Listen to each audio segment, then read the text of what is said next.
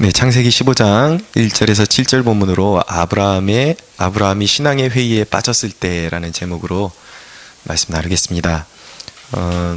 우리가 신앙생활을 하다 보면 경험하게 되는 것은 우리가 어떤 신앙의 그 승리를 체험했을 때에 어떤 기도응답을 체험했거나 어떤 신앙의 깊은 체험을 통해서 어떤 큰 확신을 갖게 되었을 때에 곧장 또 그 승리가 침체로 너무나도 쉽게 빠져든다라는 사실을 발견할 때가 있습니다. 그래서 고린도전서 10장 12절에는 뭐라고 말씀하냐면 그런즉 선줄로 생각하는 자는 넘어질까 조심하라 라고 말씀하고 있는 것이죠. 신앙에는 우리가 잠시라도 이렇게 한눈을 팔거나 잠시라도 이렇게 안심할 수 있는 그런 순간은 없다라는 것입니다. 오늘 영적 침체에 빠져있는 아브라함을 만나게 됩니다. 아브라함이 영적 침체에 빠지게 된 원인은 크게 두 가지로 우리가 생각해 볼 수가 있는데, 하나는 지난주에 우리가 나눴듯이 엘라망 그돌라오메를 비롯한 포함해서 4개 국가가 연합해서 이제 소돔과 고모라 연합국을 패배시키죠. 그러면서 이제 아브라함의 조카 롯을 포로로 잡아갑니다. 가산도 다 빼앗아서 잡아가는데, 그때 아브라함이 그돌라오메를 비롯한 그 연합국을 318명의 그런 집에서 길린 훈련된 종들을 데리고 가서, 사람들을 데리고 가서 이제 다 쳐 부수고 이제 다 이제 구해서 무사하게 귀환을 하게 된 것이죠. 그런데 아브라함의 그 마음의 중심에 한켠에 이 자신들에게 패배했던 연합국가들이 다시 전열을 다듬어서 자기네들을 치러 온다면, 생각해 보니까 이게 인원이 우리는 너무 작고 이게 상대가 안 될 텐데 이걸 우리가 감당할 수 있을까 하는 그런 염려가 있었던 것 같습니다. 또 한 가지는 무엇이냐면 약속에 대한 불확실함이 있었던 것입니다. 하나님께서 나타나셔서 너를 천하 만민의 복으로 삼고 내 자손을 하늘의 별과 같이 땅의 티끌과 같이 많게 하리라고 자손에 대한 축복을 주셨거든요. 근데 이제 시간은 계속 흘러가는데, 나이는 들어가는데 약속이 성취될 생각을 전혀 하지를 않고 있으니까 마음 가운데 어떤 신앙의 회의 같은 것들이 들어오기 시작한 것입니다. 우리도 그럴 때가 있습니다. 이유 모를 이유 때문에 신앙생활하다 보면 회의에 자꾸 빠지게 되고 앞길이 암담하게 보이고 불투명한 그 미래 때문에 회의에 젖기도 합니다. 그러나 우리가 기억해야 하는 사실은 무엇이냐면 그럴 때에도 우리의 소망은 여전히 하나님이시라는 사실이에요. 근데 우리 주님은 분명히 말씀하셨습니다. 내가 너희를 고아와 같이 버려두지 않을 것이다. 항상 함께 하시겠다고 약속하셨거든요. 그러니까 우리가 신앙의 회의에 빠졌을 때의 출구도 어디 있냐면 우리를 바라보는 것에 있는 것이 아니라 하나님 그분을 바라볼 때, 우리에게 약속을 주신 분을 바라볼 때의 출구가 거기에서 보이게 되어 있는 것입니다. 오늘 아브라함에게 하나님께서 그런 신앙의 회의와 의심과 두려움에 빠져있는 아브라함을 어떻게 회복시켜 나가시는지 그것을 크게 두 대목으로 함께 살펴보기를 원합니다.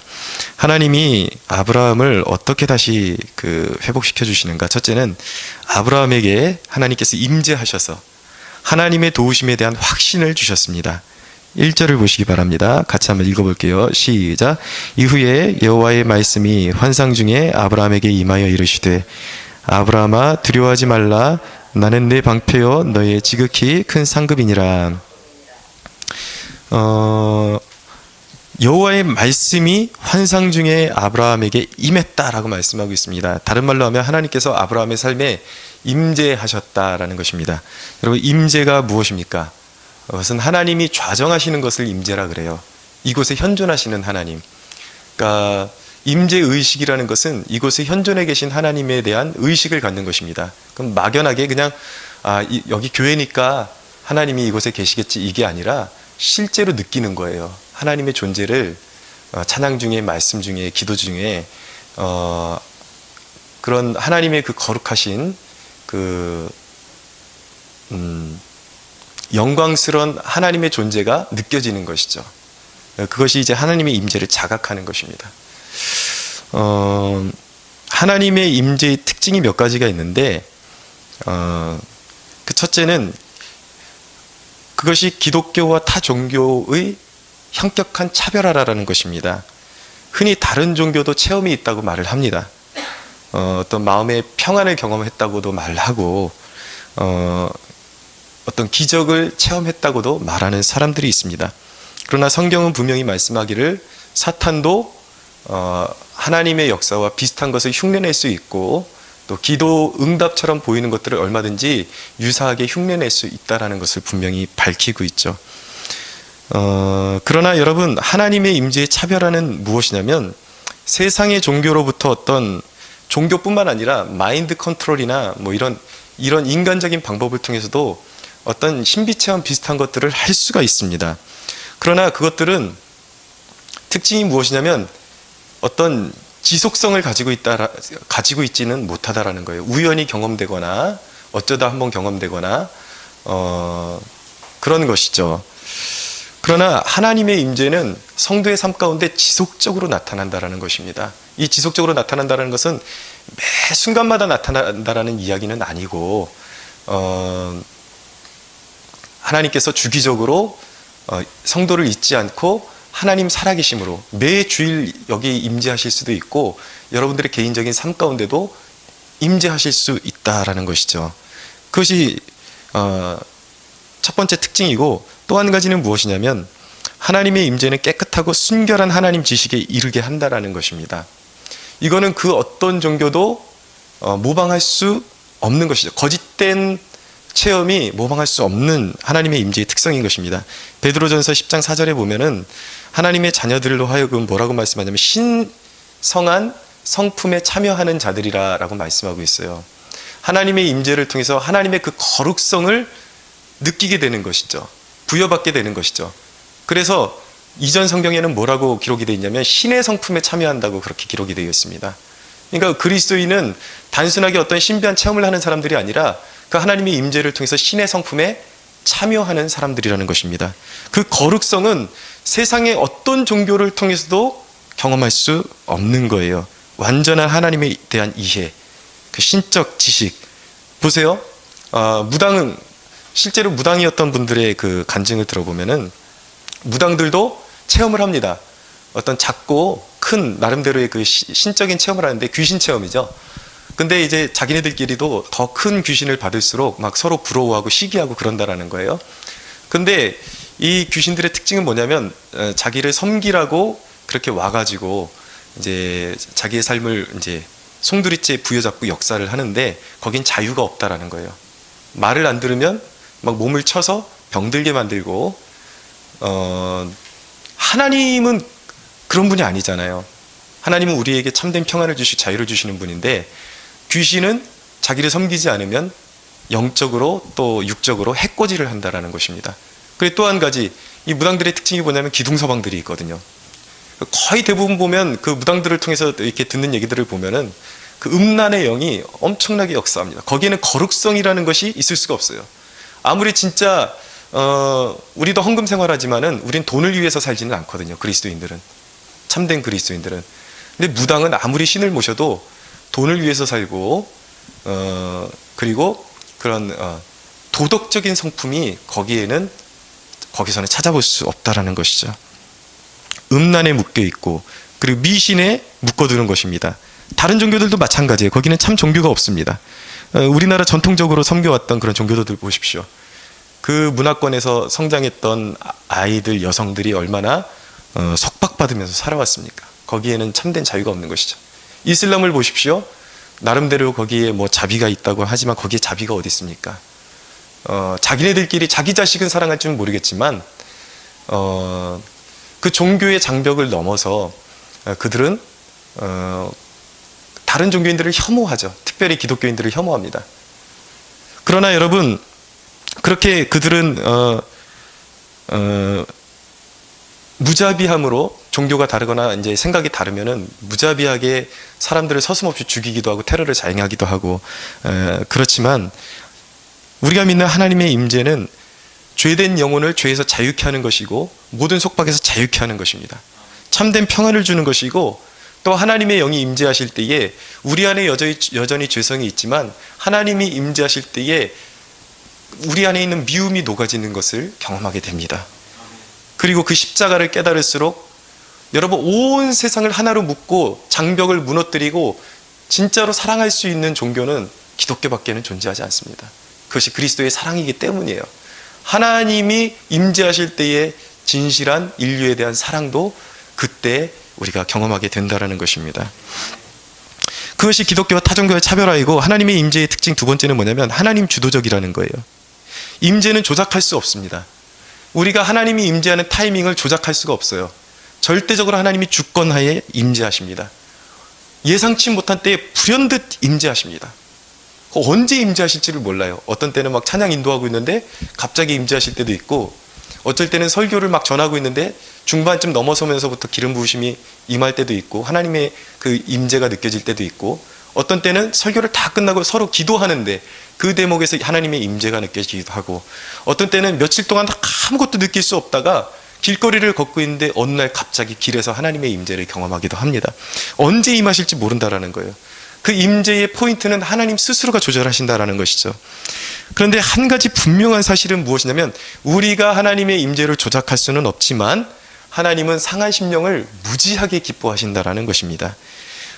여러분, 우리의 심령이 가장 건강한 상태에 있을 때가 언제냐면은 바로 자신의 무능함을 돌아보게 될 때예요.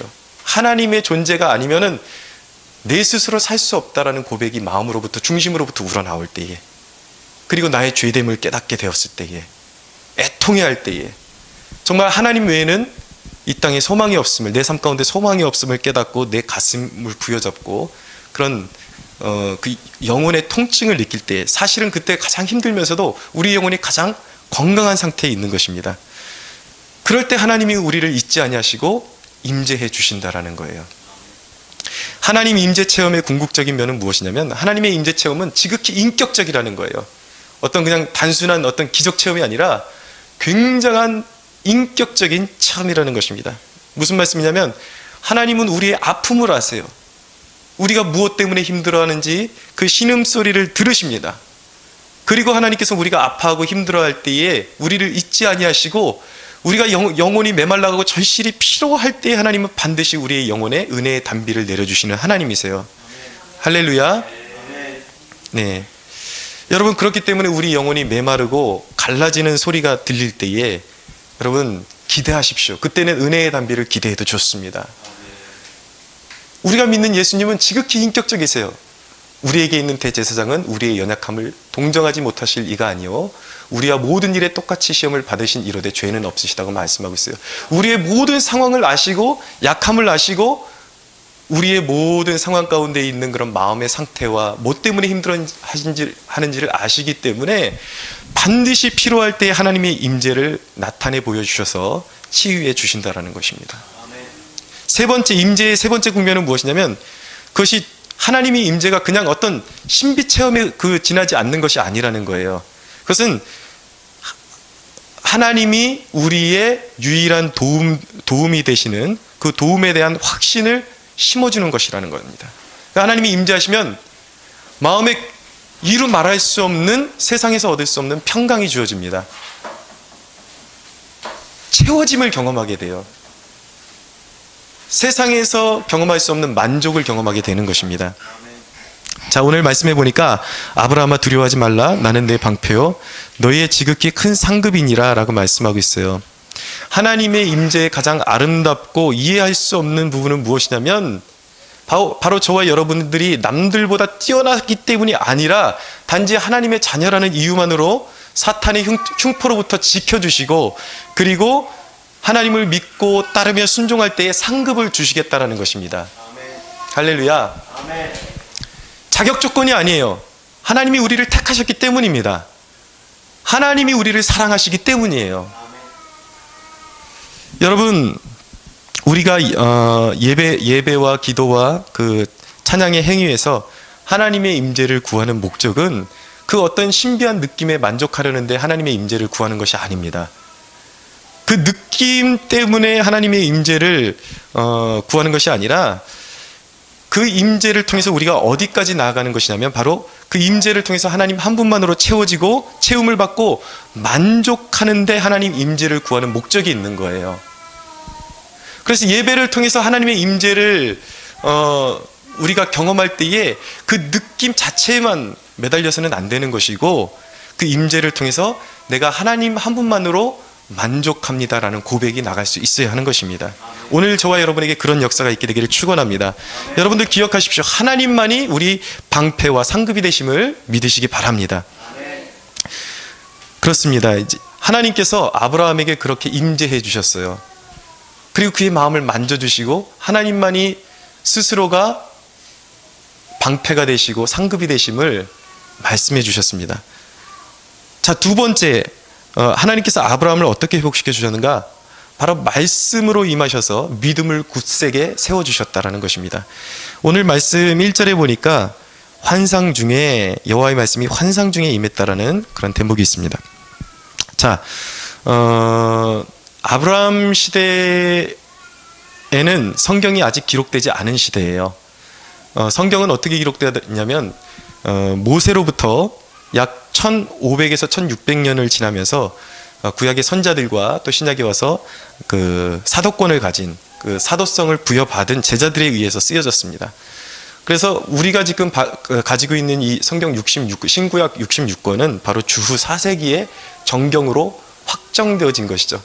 그동안 이제 간헐적으로 선자들과 제자들에 의해서 이제 하나님의 성령이 임하셔서 그들을 붙들고 성경을 기록하게 하셨는데, 그것이 집대성돼서 이제 성경이 완결됐고 여기까지가 성경이다라고 이제 정의가 된 게 바로 주후 4세기경이었다라는 것입니다. 성경이 완성되기까지는 계시의 통로로 어떤 것들이 사용되었냐면 환상과 꿈과 직접 계시 같은 통로가 사용되었습니다. 그런데 이제는 계시가 완전히 완성되었어요. 그 완성된 계시가 무엇이냐면 바로 성경이라는 것입니다. 그래서 자연스럽게 하나님의 계시의 주된 통로가 무엇이 되냐면 성경이 될 수밖에 없는 것입니다. 여러분, 여기서 계시라는 것은 일반적으로 우리가 꿈꾸고도 뭐 이렇게 계시받았다, 뭐 하나님 음성 듣고 계시받았다 그러는데, 원래 그건 그냥 우리가 그냥 포괄적으로 사용할 때 그냥 계시받았다 그래도 뭐 특별히 그냥 누가 딴지 거는 사람들은 없겠지만, 옳은 의미에서 계시를 받았다는 것은 구원에 이르는 참된 그런 신적 계시만을 계시라는 용어를 원래 사용하게 되어 있어요. 그러니까 인간의 구원에 있어서의 참된 계시는 오직 성경에 이미 다 기록되어 있다는 것이고, 그 계시는 성경으로 이미 마무리되었다라는 거예요. 성경 이후의 계시는 전혀 있을 수가 없다라는 것입니다. 그런 의미에서 물론 지금도 꿈과 환상을 통해서 하나님께서 어떤 특별하게 계시하셔서 앞일을 어떤 알게 하실 때가 있어요. 어떤 선택에 대한 것. 그러니까 사도 바울이 그런 선교의 여정 가운데 이제 아시아로 가려고 했다가 길이 막히고, 비두니아로 가려고 했다가 길이 막히고, 그 가운데 기도하는 중에 이제 환상이 열리지 않습니까? 그러면서 마게도냐로 가게 되는데, 그러니까 그런 이제 그 꿈과 환상의 종류는 오늘날에도 가능합니다. 가능한데 지금 말씀드리는 것은 구원에 이르는 참된 지식에 이르는 그런 계시는 이미 마무리되었다라는 거예요. 그리고 꿈과 환상이 우리에게 주어졌다 해도 철저하게 그것을 검증하는 기준이 어디에 있는가? 그것은 신비체험에 있는 것이 아니라 철저하게 성경에 있는 것입니다. 하나님의 말씀이 우리가 경험하는 꿈과 어떤 환상이나 이런 것들이 올바른 체험인지 올바른 방향성을 제시하고 있는지 성경이 기준이라는 거예요. 하나님의 말씀이 기준이라는 것입니다.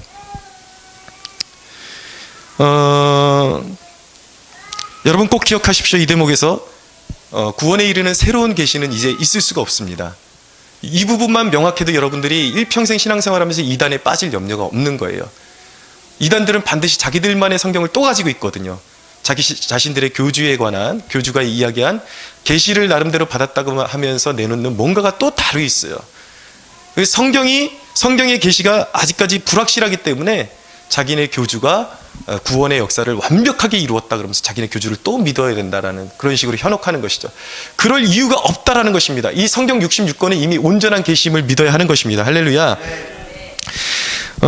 성경 말씀이야말로 완전한 계시며 하나님의 뜻을 전달하는 유일한 통로인데, 자, 이제 중요한 것은 무엇이냐면 하나님께서 그런 신앙의 회의에 빠져 있는 그리고 의심과 두려움 가운데 젖어 있는 그 아브라함을 일으키시는 방법이, 여기서 골자는 환상을 통해서 주셨다 그러지만 여기서 계속 반복되는 것은 무엇이냐면 환상 그 자체에 목표가 있는 것이 아니라 하나님께서 무엇을 통해서 아브라함을 회복시켜 주셨냐면 하나님의 말씀을 통해서 회복시켜 주셨다라는 거예요. 말씀을 청종하게 하신 거예요. 말씀을 들려주신 거예요. 아브라함에게 약속의 말씀을 확인시켜 주셨던 것입니다. 그 말씀을 들을 때에 아브라함의 영혼에 지치고 의심과 회의에 젖어 있던 아브라함의 영혼이 다시 소생되는 역사를 경험하게 된 것이죠. 근데 2절에서 3절을 한번 읽어보겠습니다. 2절에 3절 한번 같이 읽어볼까요? 시작. 아브라함이 이르되 주 여호와여 무엇을 내게 주시려 하나이까? 나는 자식이 없사오니 나의 상속자는 이 다메섹 사람 엘리에셀이니이다. 아브라함이 또 이르되 주께서 내게 씨를 주지 아니하셨으니 내 집에서 길린 자가 내 상속자가 될 것이니이다. 아멘. 근데 하나님께서 아브라함에게 나타나셔서 나는 너의 방패이고 상급이다 라고 말씀하셨는데 아브라함이 쉽게 그게 풀리지를 않는 거예요.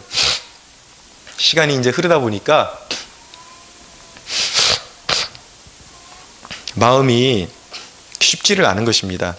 이렇게 아브라함처럼 신앙의 회의에 젖을 때 나타나는 증상이 있는데 오늘 두 가지 증상을 보여주고 있습니다. 그 한 가지 증상은 무엇이냐면 하나님을 향한 상처가 생긴다라는 거예요. 무슨 말씀이냐면 2절에 보니까 아브라함이 이르되 주 여호와여 무엇을 내게 주시려 하나이까? 나는 자식이 없사오니 나의 상속자는 이 다메섹 사람 엘리에셀이니이다. 아브라함의 마음 가운데 하나님의 약속에 대한 어떤 그 좀 멍한 상처가 있었던 것 같습니다. 신앙의 회의에 빠지게 되면 하나님의 약속이 좀 두려움으로 다가옵니다. 무슨 얘기냐면 하나님 자꾸 약속을 주시는데 잡히는 건 없어요. 눈에 보이는 건 없어요. 이루어질 생각도 하지 않아요. 잊을만 하면 차라리 있는 게 마음을 편할 텐데 잊을만 하면 하나님께서 자꾸 말씀을 통해서 어떤 하나님의 임재 가운데 확신을 통해서 자꾸 자기를 믿으라고 말씀하시는 거예요. 자꾸 뭘 주겠다고 말씀하시는 거예요. 그러니까 마음이 더 어려운 것이죠. 믿으라고 하니까 자꾸 차라리 약속이 없으면 마음이 편할 텐데 마음이 자꾸 힘들어지는데 자꾸 믿으라고 말씀하시니까 그것만치 힘든 것은 없습니다.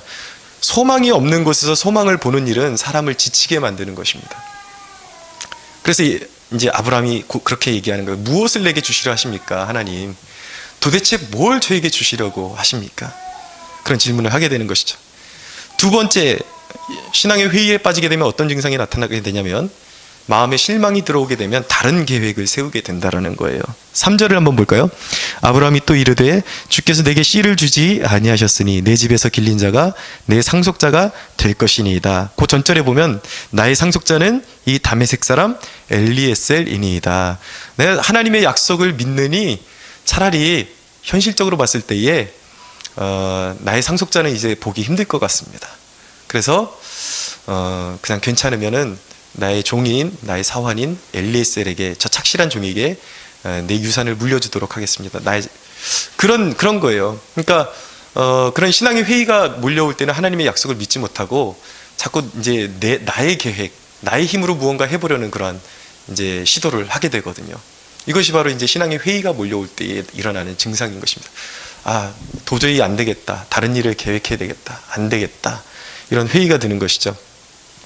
근데 여러분, 하나님은 그런 아브라함을 어떻게 일으켜 주셨냐면 바로 말씀으로 일으켜 주셨다라는 것입니다.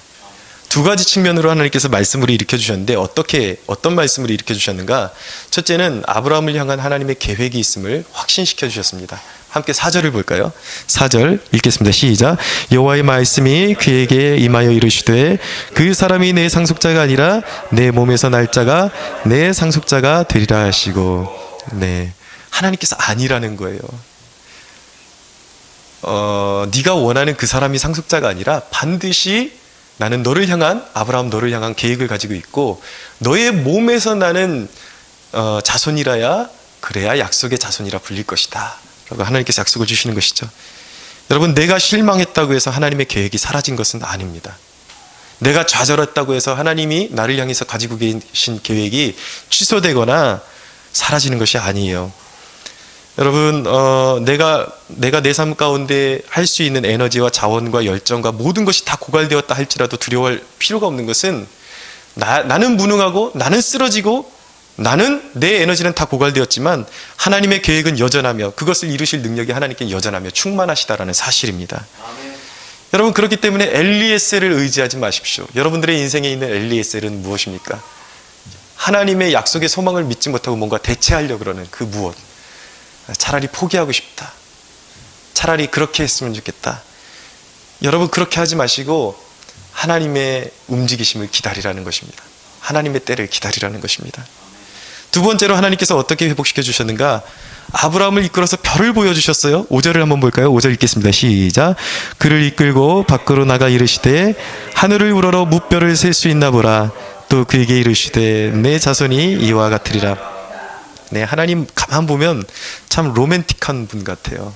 그 한밤에 아브라함을 이끌어 가셔서 하늘을 보여주신 거예요. 아브라함아, 상심하지 말고 저 하늘의 별을 한번 봐라. 저 별을 셀 수 있겠니? 내가 너에게 줄 자손들이 저렇게 될 것이다. 하늘의 별처럼 많아질 것이다. 하나님께서 그렇게 약속을 확인시켜 주시는 것입니다. 여러분, 하나님은 소망 없는 사람들을 끌어서 영생이 있음을 보여주시고 천국이 있음을 보여주시고 상급도 주실 것을 보여주시는 분이 우리가 믿는 하나님이세요. 그 모든 것들을 보여주시면서 내 것이라고 말씀해 주시는 분이십니다. 예수님께서 귀먹고 말이 어눌한 사람을 따로 데리고 가셔서 따로 손을 잡고 데리고 가셔서 그의 눈을 안수해 주시고 그의 혀를 안수해 주시고 그래서 에바다라고 외치시는 거예요. 그의 눈이 열리고 귀가 열렸습니다. 듣지 못하는 눈이 보게 되고 그의 보지 못했던 눈이 열리게 되고 듣지 못했던 귀가 열리게 되고 그리고 말하지 못했던 입술이 열리게 되는 것이죠. 하나님은 우리가 알 수 없던 세계를 우리의 눈을 열어서 보게 하시고 늘 땅만 쳐다보고 힘들어하고 괴로워하는 그 영혼들을 하나님의 말씀을 통해서 소생시켜 주시고 하나님의 약속을 바라보게 하시고 믿게 하시는 분이 우리 하나님이시라는 사실이에요. 사랑하는 여러분, 우리가 믿는 하나님은 우리가 생각보다 더 좋으신 분이십니다. 그리고 인격적이세요. 그리고 생각보다 가까이 계신 분이십니다. 여러분들 가까이 계세요. 여러분, 그것을 자각하는 것이 바로 임재의식이라는 것입니다. 자, 우리 이제 회복된 아브라함을 만나게 됩니다. 6절을 한번 볼까요? 6절 같이 한번 읽겠습니다. 시작. 아브라함이 여호와를 믿으니 여호와께서 이를 그의 의로 여기시고. 아주 유명한 대목인데 아브라함이 여호와를 믿었다라고 말씀하고 있어요. 여러분, 이 믿음이 어디서 왔을까요? 이 믿음, 그냥 아브라함이 믿기로 결단한 것이 아니라 단순하게 믿기로 결단한 것이 아니라 하나님의 말씀이 선포되어지니까 그 말씀을 경청할 때에 그 말씀을 들을 때 그 믿음이 온 것입니다. 그래서 입술로 고백하게 된 것이에요. 로마서 10장 17절에 보면 구원받는 믿음에 대해서 이렇게 말씀합니다. 그러므로 믿음은 들음에서 나며 들음은 그리스도의 말씀으로 말미암았느니라 라고 말씀하고 있습니다. 믿음은 하나님의 말씀을 잘 경청할 때 생기게 된다라는 것입니다. 믿음은 열매예요. 생기는 것입니다. 여러분, 듣는다라는 것은 잘 들으십시오. 들어야 믿음이 생기는 거예요. 들어야 믿음이 생기는데 듣는다라는 것은 단순히 귀에 들려왔다라는 그런 말이 아니에요. 우리가 지나가는 사람들의 대화도 우리는 듣습니다. 귀에 들려와요. 그러나 무슨 내용인지 몰라요. 우리는 귀담아서 들었지 않기 때문이에요. 우리의 귀에 그냥 들려왔다 그래서 그것이 믿음을 만들어내는 것이 아닙니다. 하나님께서 말씀하시는 그 말씀의 내용을 진실성 있게 경청해야 하는 것입니다. 여러분, 아브라함은 하나님의 말씀을 듣고 그것을 믿어서 의롭다함을 받았습니다. 이게 바로 구원받는 믿음이에요. 복음이 들려올 때에 그것을 듣고 믿음으로 반응할 때에 그것이 바로 구원에 이르게 하는 믿음이고 약속이 이루어지게 하는 믿음이라는 것입니다. 여러분, 듣는 내용을 잘 경청하고 모든 것의 전적인 동의와 그것을 내 것으로 받을 때에 그것을 통해서 참 믿음이 생겨나는 것입니다. 그냥 여러분, 하나님의 말씀에 동의합니다, 이 정도가 아니라 그 말씀 앞에 나를 복종합니다. 그 말씀이 진리인 줄로 믿고 내 삶을 그 말씀 아래 복종시키고 그 말씀대로 살기로 내가 동의하고 그 말씀을 내 것으로 받아들입니다. 예수 그리스도의 십자가 부활이 바로 내 것임을 받아들이고 그리스도의 그 무릎 앞에 내 삶을 엎드리고 조아리고 주님의 말씀대로 살겠습니다라는, 이게 들은 거예요. 그 모든 주님께서 우리에게 주시는 약속의 말씀을 내 것으로 듣고 동의하고 받는 것이, 그것이 들은 것이고 거기서부터 생겨나는 것이 구원받는 믿음이라는 것입니다. 예수님은 일을 많이 하는 마르다가 아니라 잘 경청하는 마리아에게 참 잘한 일이라고 칭찬하셨습니다. 신앙이 좋아지려면 교회에서 무턱대고 봉사만 많이 하려고 해서는 안 되는 거예요. 물론 봉사도 중요하죠. 생명 다해서 헌신해야 되는 건 사실이지만 헌신이 헌신되게끔 하려면은 무조건 일만 하면, 믿음도 없는 사람이 일부터 많이 하면 그냥 녹초가 되는 것입니다. 그러나 잘 들어야 돼요. 그 은혜를 깨닫고 믿음이 생기고 진실한 동의를 가지고 내가 헌신할 때 그 헌신이 참다운 헌신이 되는 것입니다. 먼저 잘 들어야 돼요. 말씀을 경청해서 들으면 놀라운 변화가 일어나게 되어 있습니다. 요한복음 3장에 보면 유대인의 그 율법 선생이요 지도자였던 니고데모라는 분이 나오는데, 이분은 예수님을 믿지 않던 분이었어요. 근데 이분은 사람의 안목을 두려워해서 혹시 예수님을 찾아왔다가 자기의 신변에 이상이 생기거나 자기의 지위에 무슨 불이익이 생기면 어떻게 할까 두려워서 밤에 몰래 예수님을 찾아왔습니다. 그래서 찾아왔는데 예수님에게 표적에 대해서 질문을 했습니다. 당신이 일으키는 표적은 아무나 할 수 있는 것이 아닙니다. 당신은 하나님께로부터 온 선생님이 맞는 것 같습니다 라고 그렇게 이야기를 하죠. 이분은, 이 니고데모는 예수님이 구원자라고까지는 생각을 못했던 거예요. 그냥 하나님께로부터 어떤 큰 선지자, 그러면서 뭔가 배우고 싶었던 것이죠. 근데 예수님께서는 기적을 바라는 니고데모에게 기적을 이야기하신 것이 아니라 거듭남에 대해서 말씀하십니다. 사람이 물과 피로 거듭나지 아니하면 하나님의 나라에 이를 수가 없다. 하나님 나라에 들어갈 수 없다. 거듭남에 대한 메시지를 증거하시죠. 이 니고데모가 그 밤에 예수님과 토론을 하면서 예수님의 말씀을 주의 깊게 들었어요. 경청해서 들었습니다. 그러고 나서 요한복음 3장에서 니고데모는 사라져버려요. 3장 이후에는 사라져버려요. 한동안 나타나지 않습니다. 근데 요한복음 7장에 보면 니고데모가 다시 나타나요.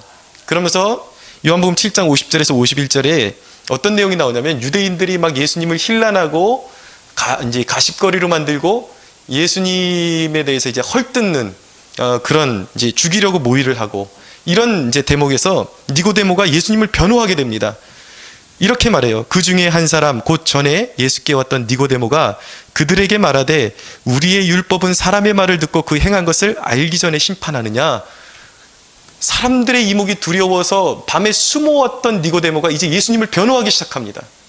진리를 깨닫기 시작했기 때문에 그 마음에 들어갔던 그 심령, 예수님의 말씀을 경청하고 그 복음이 심겨졌는데 그 복음이 자라나기 시작한 것입니다. 이 인생이 변화되기 시작했어요. 놀라운 사실은 요한복음 19장 39절에 가니까 이렇게 말씀합니다. 일찍이 예수께 밤에 찾아왔던 니고데모도 모략과 침향 섞은 것을 100리트라쯤 가지고 온지라. 자기 사람들이 두렵고 이목이 두려워서 밤에 찾아왔던 사람이 이제는 당당하게 가서 예수님의 장례를 치러줍니다. 온갖 좋은 향품들을 가지고 와서 예수님의 장례를 치러주는, 이제 예수님의 참 제자가 된 것입니다. 이제 사람들의 이목이 두렵지 않아요. 예수님이 자신에게 어떤 특별한 기적을 일으켜 주시지 않고 지금 아직 부활하기 전에 이제 죽었어요. 모든 것이 끝났고 자기가 바라고 소망했던 모든 것들이 이제 예수님과 함께 예수님의 그 무덤에 갇혀버리게 되었는데도 불구하고 그런 모든 것들이 이제 개의치 않습니다.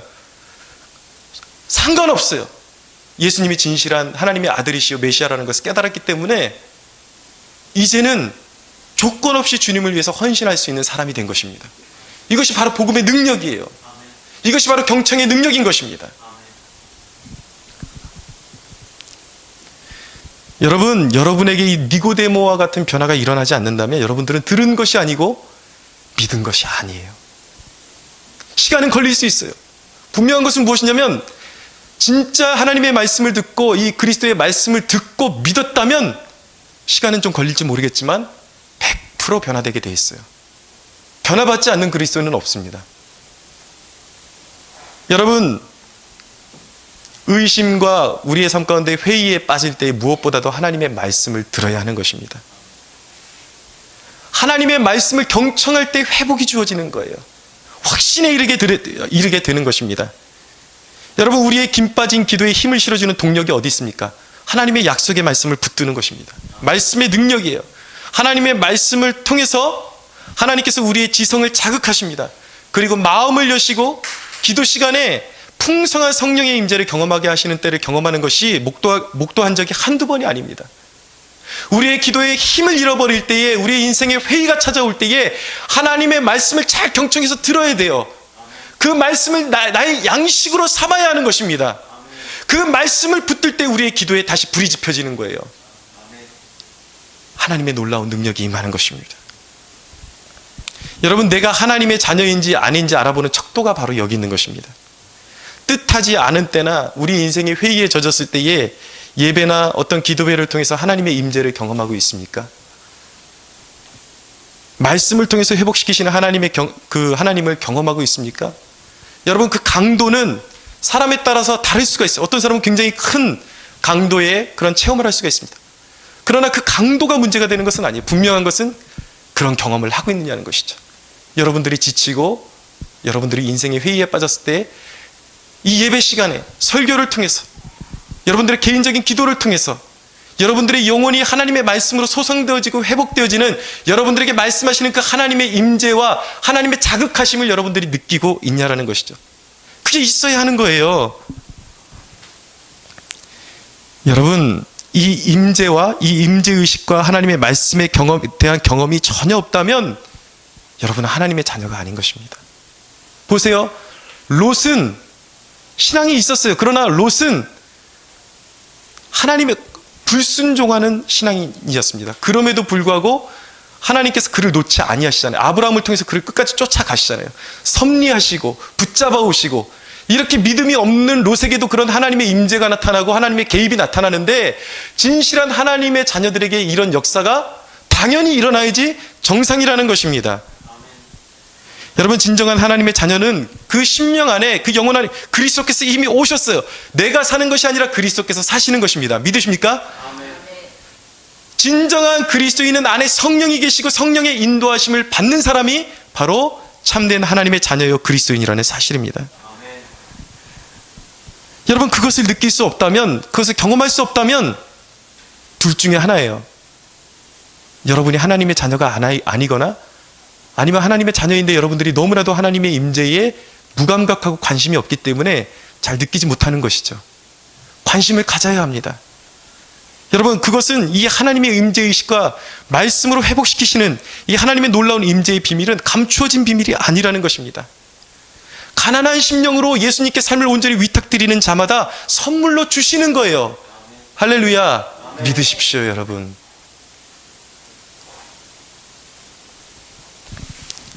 여러분, 하나님의 임재는 주도적이지만 우리가 그 하나님의 임재를 사모할수록 더 많은 복을 누리게 되어 있습니다. 지금 제가 말씀드리는 복이라는 것은 물질적인 복을 말씀드리는 것이 아니라 하나님의 임재의 축복을 더 빈번하게 누릴 수 있게 된다는 거예요. 그렇게 되려면 어떻게, 아브라함처럼 우리가 이 영적인 회복을 계속해서 경험하게 되려면 임재의 통로를 활짝 열어놔야 됩니다. 진작에 말씀드린 대로 하나님의 임재의 그 타이밍을 우리가 조절할 수는 없어요. 그러나 아까 말씀드린 대로 하나님은 가난한 심령을 사랑하시고 애통하는 심령을 가질 때 하나님께서는 우리에게 더 빈번하게 임재하신다는 사실을 믿으십시오. 그러려면 첫째로 여러분들 예배에 빠지면 안 돼요. 예배를 생명과 같이 여겨야 됩니다. 그런 말이 있거든요. 은혜를 받기 위해서는 빈 그릇을, 그날 비가 내리지 않아도 빈 그릇을 매일매일 하늘 아래다 갖다 받쳐놔야 된다는 거예요. 그럼 어느 순간 반드시 비가 내리게 되는데 그 빈 그릇을 갖다 받쳐놓지 않으면 그 비가 내리는 시즌을 놓쳐버리게 되는 것이죠. 그래서 예배에 여러분들 사모함을 가지고 오셔야 되고, 모든 예배에 참석하셔야 돼요. 빠지면 안 돼요. 모든 여러분들이 은혜의 수단을 적극적으로 활용하셔야 돼요. 사모함이 있어야 되는 것입니다. 예배할 때 그냥 앉지 마세요. 오늘 하나님께서 내 마음을 만져주시기를 원합니다. 내가 믿는 하나님은 살아계신 하나님이시고 반드시 오늘 예배를 통해서 내게 합당한 말씀을 주실 것을 내가 너무나도 사모합니다. 그런 마음이 있어야 돼요. 그리고 말씀과 기도에 창념하셔야 돼요. 끊임없이 여러분, 하나님의 임재에 둔감하신 분들은 끊임없이 갈급하게 기도하셔야 돼요. 그래서 깨달을 수 있게 해달라고, 의식할 수 있게 해달라고. 그리고 하나님의 말씀을 읽고 그대로 순종하십시오. 하나님을 기쁘시게 해드리는 일에 적극적이 되십시오. 그리고 의식적으로 하나님의 임재에 대해서 계속해서 사모할 수 있어야 되는 것입니다. 에스겔서 34장 26절에서 27절에 보면 이렇게 말씀합니다. 내가 그들에게 복을 내리고 내 산 사방에 복을 내리며 때를 따라 소낙비를 내리되 복된 소낙비를 내리리라.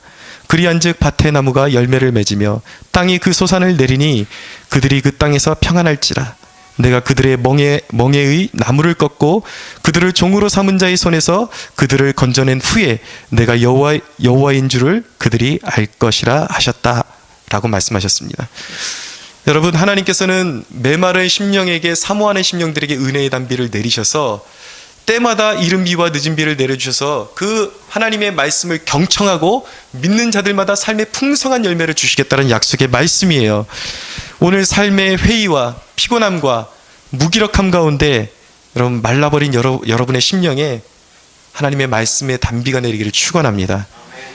무언가 마음에 요동함이 있고 의심과 두려움이 있습니까? 오늘 이 말씀과 또 이 말씀 이후에 이어지는 기도를 통해서 살아계신 하나님의 임재가 여러분들에게 나타나고 다시 한번 그 말씀으로 확신케 해주시는 하나님의 놀라운 역사와 그 사랑과 은총이 나타나기를 주 예수의 이름으로 축원합니다. 우리 하나님께 영광의 박수 올려드리겠습니다.